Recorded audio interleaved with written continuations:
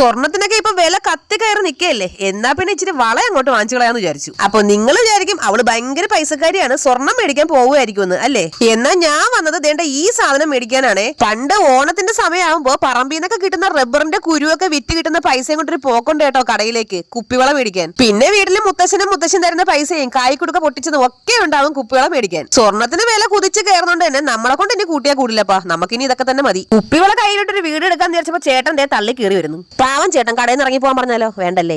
ഈ കാണുന്ന കമ്മലുകളൊന്നും ഞാൻ ഇടാറില്ലെങ്കിലും കാണുമ്പോ ഒരു കൗതുകം തോന്നാറുണ്ട്. ഈ ഇരിക്കുന്ന കണ്ണകിയുടെ കാലിലിടുന്ന ചിലമ്പ് പോലെ ഇരിക്കുന്ന സാധനം കണ്ടോ, കമ്മലാണ്. ഈ കമ്മൽ കണ്ടപ്പോ എനിക്ക് ഇഷ്ടപ്പെട്ടു കേട്ടോ. ഇതൊരെണ്ണം മേടിച്ചാൽ കൊള്ളാന്നുണ്ടേ.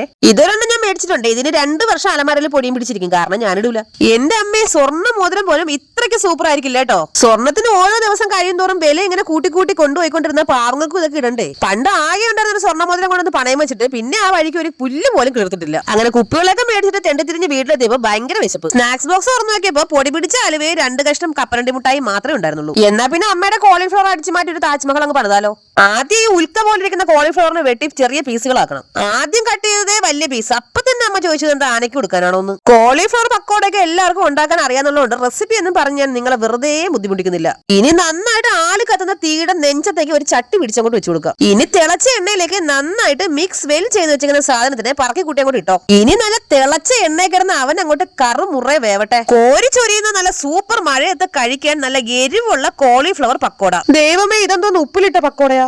പാവം കട്ടൻ ചായ പതുക്കെ ഒഴിച്ചമ്മ വലിയ അത്യാവശ്യമൊന്നും ഇല്ലായിരുന്നു. ദൈവമേ, ഈ മല പോലെ ഇരിക്കുന്നത് എനിക്കുള്ള കെണിയാണല്ലോ. നിങ്ങളൊരു കാര്യം അറിഞ്ഞാ, എന്റെ ഭക്ഷണം സ്ഥിരം കഴിച്ച് അമ്മയുടെ നാക്കും മരവിച്ച് മനസ്സും മരവിച്ച് ഗൈസ്. ഉപ്പ് കൂടിയത് അറിഞ്ഞിട്ടേ ഇല്ല.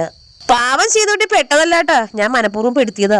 അമ്മ മാവിന് പകരം കംപ്ലീറ്റ് ഉപ്പായിരുന്നു തട്ടിയതെന്ന് മോൻ. അച്ഛൻ കഴിച്ചു നോക്കിയിട്ട് അപ്പൊ തന്നെ പറഞ്ഞു അച്ചാറിട്ട കോളിഫ്ലവർ അടിപൊളിയെന്ന്. ചെയ്തൂട്ടി തൊട്ട് അപ്പുറത്ത് നിന്ന് അമ്മയോട് ചോദിക്കുന്നുണ്ട് ഈ കയ്യിലിരിക്കുന്ന സാധനം ഞാൻ എങ്ങോട്ടാ കളയേണ്ടതെന്ന്. അവസാനം കറങ്ങി തിരിഞ്ഞ് ഒരു പ്ലേറ്റ് പക്കോട എന്റെ കയ്യിൽ എത്തിയിട്ടുണ്ട്. ഇതിന് ഞാൻ എന്ത് ചെയ്യോ എന്തോ. ഹൈ, ദേ പോകുന്നൊരു പട്ടിയല്ലേ, വാടാ എന്നെ ഒന്ന് സഹായിക്കടാ. നമ്മുടെ ചാനൽ സബ്സ്ക്രൈബ് ചെയ്യാൻ ആരും മറക്കരുതേ. ടാറ്റാ.